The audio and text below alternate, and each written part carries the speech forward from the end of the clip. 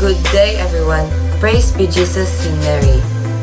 So today, our group will present or will tackle about our topic, which is the selecting and synthesizing information from relevant literature.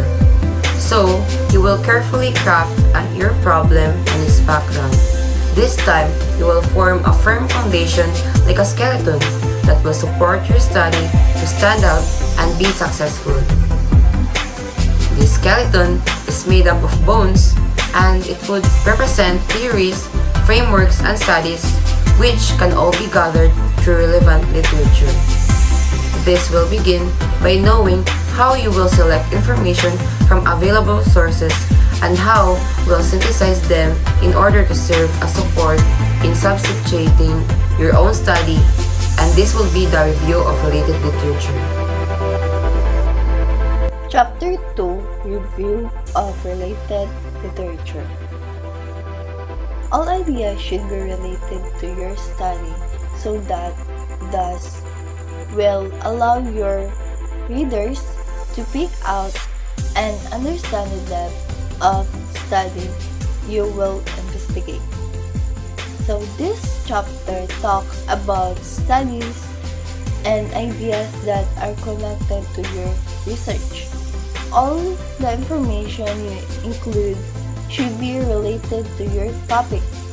This helps readers understand the background and importance of your studies. Literature review requires for a survey of scholarly articles, books, and other sources which will later be enumerated, summarized, and evaluated in order to form a concrete base and support for a current study. A literature review is a summary of books, articles, and other sources related to a topic. It helps researchers understand what was already been studied and provide a strong foundation for new research. Purpose of reviewing a literature.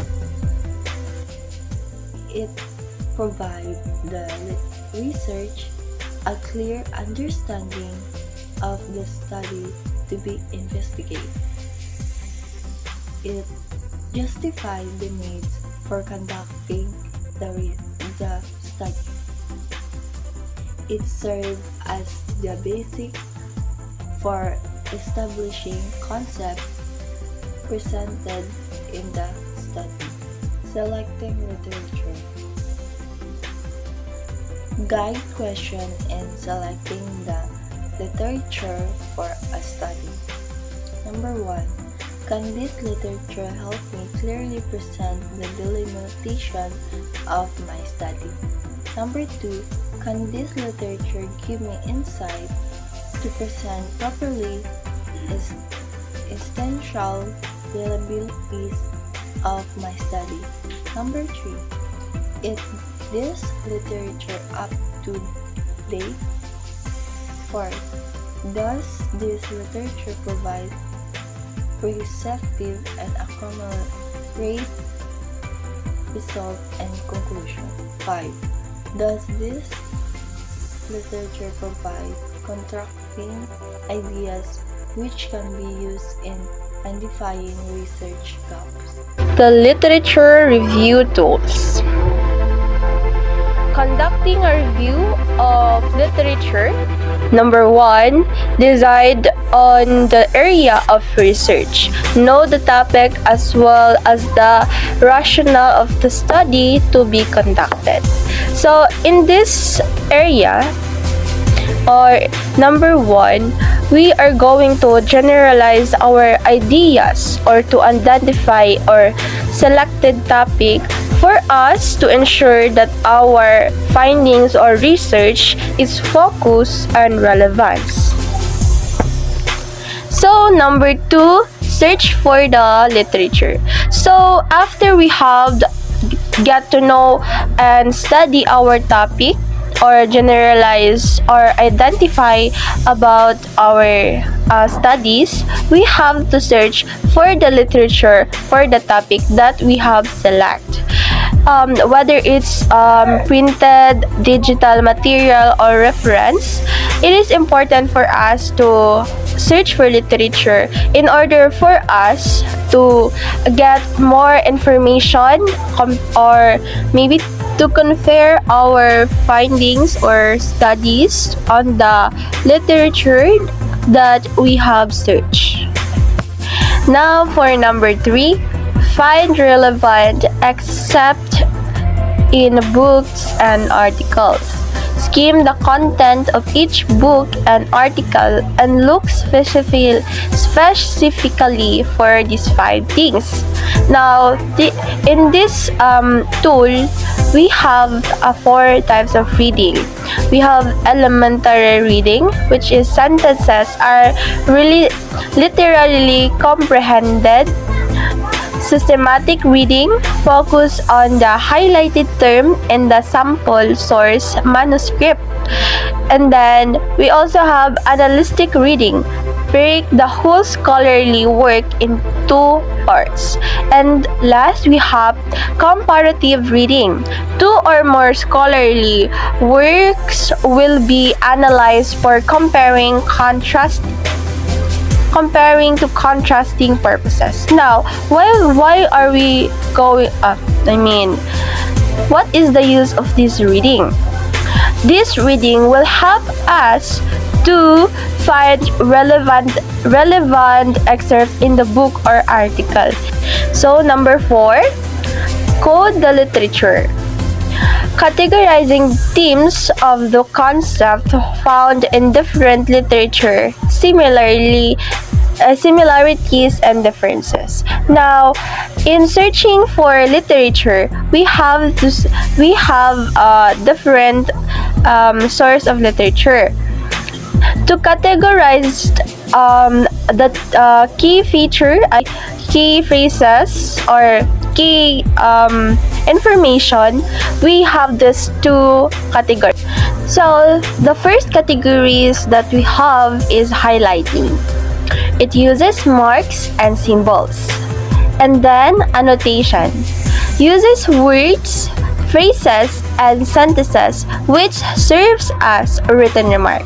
Now, the use of this category is to bold or for us to categorize the data or the information that we have gathered. Number 5, create conceptual schema. Organize the concept, including their similarities and differences to the current work. Just like this table. This table is called synthetic matrix. It refers to the table, just like I said, it's used for organizing important data found in the literature. So, in our study, there are differences and similarities. So, this table will help us to identify those. So, we are already at the last tool, which is number 6, begin with writing review. Choose any section of your conceptual schema to begin with. Now, this is the example of literature review. Plagiarism. Plagiarism is often committed when you use words and ideas without making credit to the person who formulated it, making those words and ideas your own. So, plagiarism is when you use someone else's idea, word or work without giving them proper credit, making it seem like it's your own work. Types of plagiarism. First is direct plagiarism. Direct plagiarism is copying word for word from another source without acknowledgement or credit to the author. Example, copying text or idea from another source without credibility to the author. To avoid this, just cite your sources or give credit to the author.